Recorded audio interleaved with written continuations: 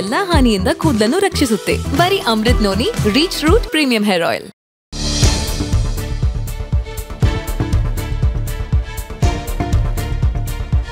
Judge ಎದುರು ದೂರಿನ ಸಾರಾಂಶವನ್ನ ಓದಲಾಗ್ತಾ ಇದೆ. ರೇವಣ್ಣಗೆ ಜಾಮೀನು ನೀಡೋದಕ್ಕೆ ವಕೀಲರಿಂದ ಆಕ್ಷೇಪ ಎದುರಾಗ್ತಾ ಇದೆ.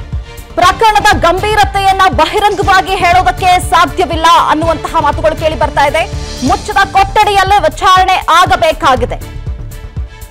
ವಿಚಾರಣೆಗೆ ರೇವಣ್ಣ ಪರ ವಕೀಲ ಆಕ್ಷೇಪವನ್ನ ವ್ಯಕ್ತಪಡಿಸ್ತಾ ಇದ್ದಾರೆ. ರೇವಣ್ಣ ವಿರುದ್ಧ ಅಂತಹ ದೊಡ್ಡ ಪ್ರಕರಣ ಏನೂ ದಾಖಲಾಗಿಲ್ಲ ಅನ್ನುವಂತಹ ವಾದವನ್ನ ಮಂಡನೆ ಮಾಡ್ತಾ ಇದ್ದಾರೆ.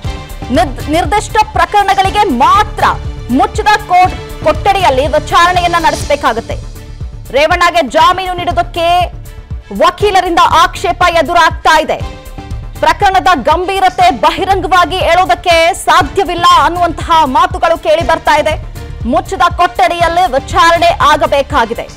ನ್ಯಾಯಾಲಯದಲ್ಲಿ ವಿಚಾರಣೆ ವಾದ ಪ್ರತಿವಾದವನ್ನ ಆಲಿಸಲಾಗ್ತಾ ಇದೆ. ಎಸ್ಐಟಿ ವಾದಕ್ಕೆ ರೇವಣ್ಣ ಪರ ವಕೀಲರಿಂದ ಆಕ್ಷೇಪ ವ್ಯಕ್ತವಾಗ್ತಾ ಇದೆ. ಇದು ಅಂತ ದೊಡ್ಡ ಪ್ರಕರಣ ಅಲ್ಲ ಅಂತ ಹೇಳಿ ವಕೀಲರು ತಮ್ಮ ವಾದವನ್ನ ಮಂಡಿಸ್ತಾ ಇದ್ದಾರೆ. ಜಡ್ಜ್ ಎದುರು ದೂರಿನ ಸಾರಾಂಶವನ್ನ ವಕೀಲರು ಓದ್ತಾ ಇದ್ದಾರೆ.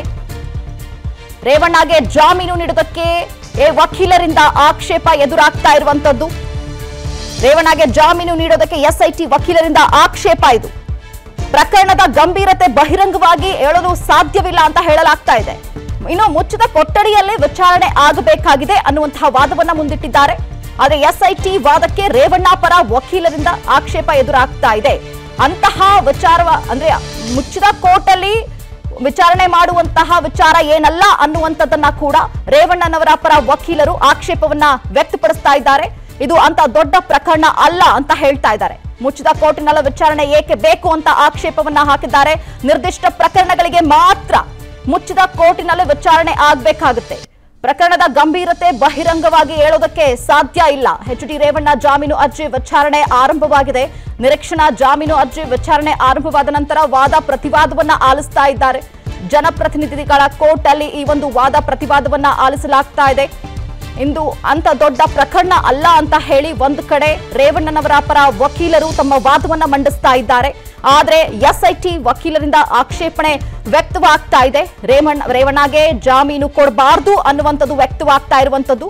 ಆರೋಪಿಗಳು ಪ್ರಭಾವಿಗಳು ಆಗಿರೋದ್ರಿಂದಾಗಿ ಬೇಲ್ ಕೊಡಬೇಡಿ ಅಂತ ಕೂಡ ಇಲ್ಲಿ ತಮ್ಮ ವಾದವನ್ನ ಮಂಡಿಸ್ತಾ ಇದ್ದಾರೆ ಎಸ್ಐಟಿ ಪರ ವಕೀಲರು. ಸೊ ಹಾಗಾಗಿ ವಾದ ಪ್ರತಿವಾದವನ್ನ ಕೂಡ ಆಲಿಸಲಾಗ್ತಾ ಇದೆ. ಜಡ್ಜ್ ಎದುರಿನ ದೂರಿನ ಸಾರಾಂಶವನ್ನ ವಕೀಲರು ಓದ್ತಾ ಇದ್ದಾರೆ. ರೇವಣ್ಣಗೆ ಜಾಮೀನು ನೀಡೋದಕ್ಕೆ ಎಸ್ಐಟಿ ವಕೀಲರಿಂದ ಆಕ್ಷೇಪ ಎದುರಾಗ್ತಾ ಇದೆ. ಬಟ್ ರೇವಣ್ಣ ಪರ ವಕೀಲರು ತಮ್ಮ ವಾದವನ್ನ ಮಂಡನೆ ಮಾಡ್ತಾ ಇದ್ದಾರೆ.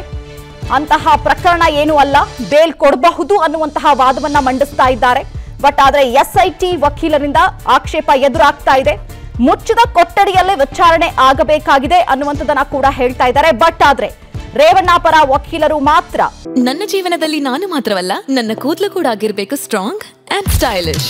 ಬರೀ Amrit noni reach root premium hair oil ನೊಂದಿಗೆ. Reach root premium hair oil. ಅಂತಹ ಪ್ರಕರಣ ಏನಲ್ಲ, ಅಂತಹ ವಿಚಾರ ಏನಿಲ್ಲ ಇದರಲ್ಲಿ. ಹಾಗಾಗಿ ಮುಚ್ಚಿದ ಕೋರ್ಟ್ ಅಲ್ಲಿ ವಾದ ಮಂಡಿಸುವಂತಹ ಅವಶ್ಯಕತೆ ಇಲ್ಲ ಅಂತ ಕೂಡ ತಮ್ಮ ವಾದವನ್ನ ಮುಂದಿಡ್ತಾ ಇದ್ದಾರೆ.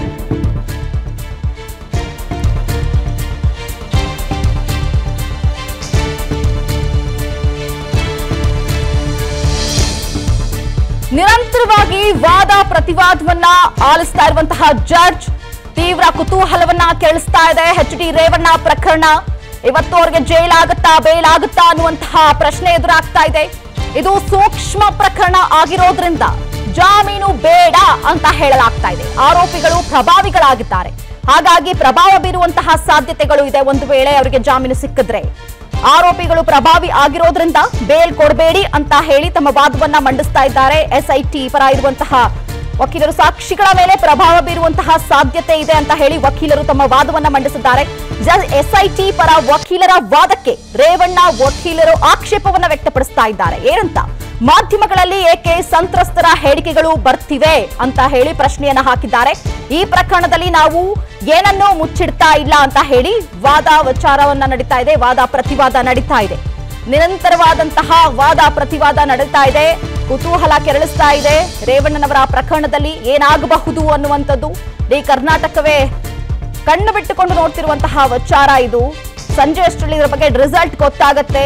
ಸೂಕ್ಷ್ಮವಾದಂತಹ ವಿಚಾರ ಪ್ರಭಾವಿ ಆಗಿರೋದ್ರಿಂದಾಗಿ ಹೊರಗಡೆ ಬಂದಂತಹ ಸಂದರ್ಭದಲ್ಲಿ ಪ್ರಭಾವ ಬೀರಬಹುದು ಅನ್ನುವಂತಹ ಒಂದಷ್ಟು ಡೌಟ್ಗಳು ಕೂಡ ಇದೆ. ತೀವ್ರ ಕುತೂಹಲಕ್ಕೆ ಕಾರಣ ಆಗ್ತಾ ಇದೆ. ಇದು ಸೂಕ್ಷ್ಮ ಪ್ರಕರಣ ಆಗಿರೋದ್ರಿಂದ ಜಾಮೀನು ಬೇಡ ಅಂತ ಹೇಳಿ ಎಸ್ಐಟಿ ಪರ ವಕೀಲರು ತಮ್ಮ ವಾದವನ್ನ ಮಂಡಿಸ್ತಾ ಇದ್ದಾರೆ. ಆರೋಪಿಗಳು ಪ್ರಭಾವಿಗಳಾಗಿದ್ದಾರೆ. ಸಾಕ್ಷಿಗಳ ಮೇಲೆ ಪ್ರಭಾವ ಬೀರುವಂತಹ ಸಾಧ್ಯತೆ ಇದೆ. ಹಾಗಾಗಿ ಅವರಿಗೆ ಬೇಲ್ ಕೊಡಬಾರ್ದು ಅಂತ ಹೇಳಿ ತಮ್ಮ ವಾದವನ್ನ ಮಂಡಿಸ್ತಾ ಇದ್ದಾರೆ. ಮುಚ್ಚಿದ ಕೊಠಡಿಯಲ್ಲಿ ಈ ಒಂದು ವಾದ ಪ್ರತಿವಾದ ನಡೀತಾ ಇದೆ. ಬಟ್ ರೇವಣ್ಣ ಪರ ವಕೀಲರು ಇದಕ್ಕೆ ಆಕ್ಷೇಪವನ್ನ ವ್ಯಕ್ತಪಡಿಸ್ತಾ ಇದ್ದಾರೆ.